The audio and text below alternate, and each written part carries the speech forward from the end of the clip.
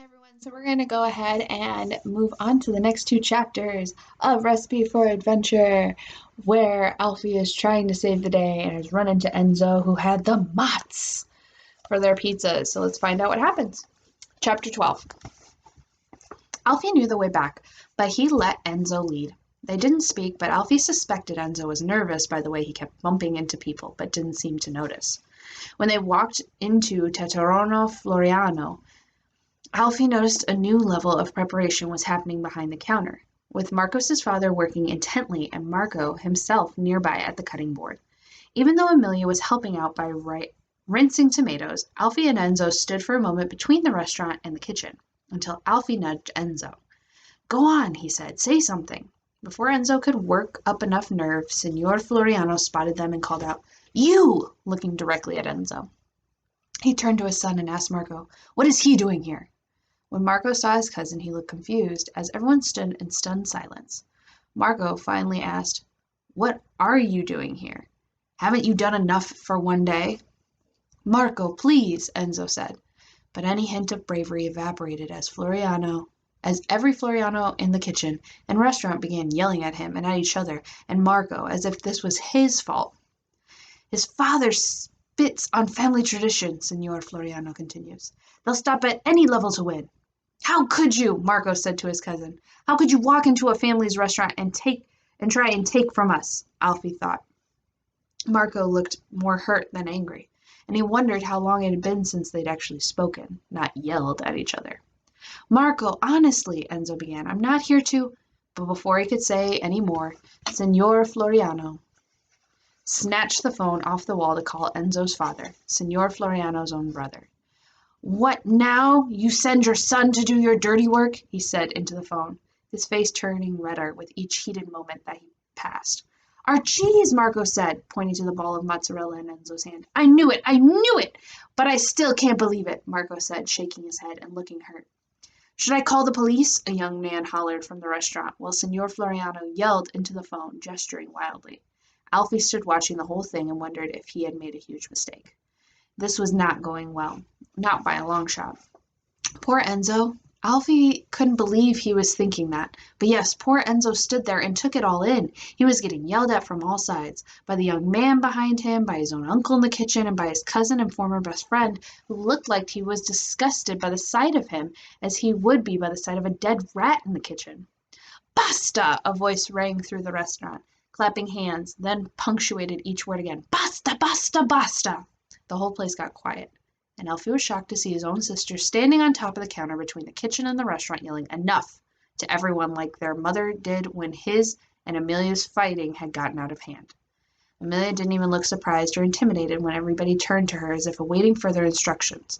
She put her hands on her hips and said, "Everyone needs to calm down, now. If Enzo has walked into this restaurant, it's for a good reason, and I think we should hear him out.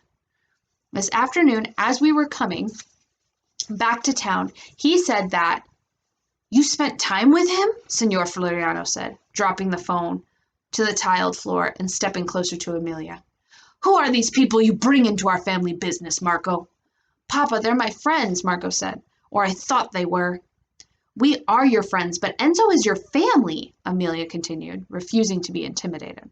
"So I say we hear him out, then you can all decide if you should throw him out on his backside." Signor Floriano crossed his arms over his puffed belly, and with his chin held high gave a slight nod to agreement. Amelia turned to Enzo and nodded to him as well before stepping down off the counter. Alfie couldn't believe how brave and in control his sister was. Bossy, but in a good way. Now that all eyes were on him, Enzo seemed more panicked than ever, but Amelia stepped closer to him and said quietly, "It's okay. Just tell them what you told me."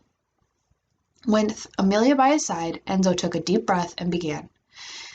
"This is your cheese, and I was following you." Another uproar erupted. Hands were flying, strong words were uttered, and there was more threats of calling the police, but Enzo pressed on. "I didn't steal your cheese. It fell out of your basket at the church," he said, looking at Marco. "I was following you, but not like you think. I followed you because I missed you, and I wanted to talk to you. Today used to be our favorite day of the year, better than Christmas.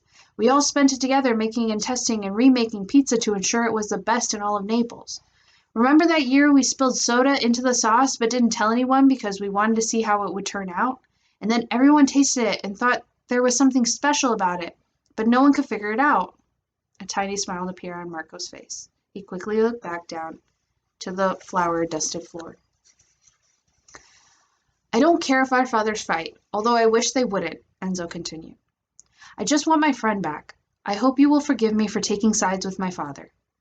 All of Tortoriano Floriano was silent, waiting to hear what Marcos would say, or what his father would do. Finally, Marcos looked at his cousin and said, I miss you too, and I believe you about the mozzarella. You'd never steal, not from anyone or anything. I'm sorry, cousin. A smile spread on Enzo's face, and on Amelia and Alfie's as well. Marco and Enzo gave each other a quick hug, and Amelia started clapping and hopping up and down. Alfie noticed Signor Floriano had picked the phone up off the floor and was again speaking into it. Speaking, not yelling. As the others in the restaurant began applauding for the boys, including the young man who had threatened to call the police, Alfie thought the worst had passed. That is until the other Signor Floriano appeared in the doorway, his eyes bright with an anger similar to his brother's. Get ready for round 2, Alfie thought. Chapter 13. Fratello! Enzo's father stood in the doorway of the restaurant. He'd just been on the phone with Marco's father, and suddenly, quickly, he was there. Alfie was sure he was angry, but then he slowly spread his arms wide as an equally big smile spread across his face.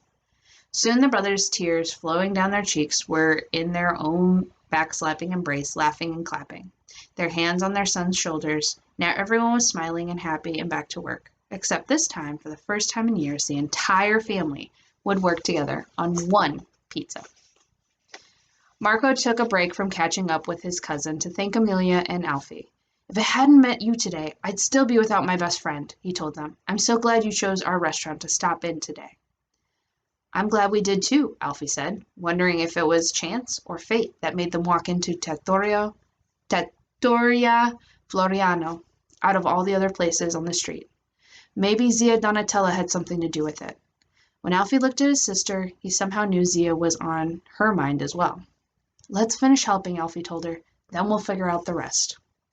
She agreed, even though neither knew how this would all end. Both sides of the Floriano family came to Trattoria Floriano to help make pizza for the festival. After much negotiation, sometimes verging on heated, it was decided that the brothers would use the traditional crust that had been handed down for generations and the updated sauce that began the family feud.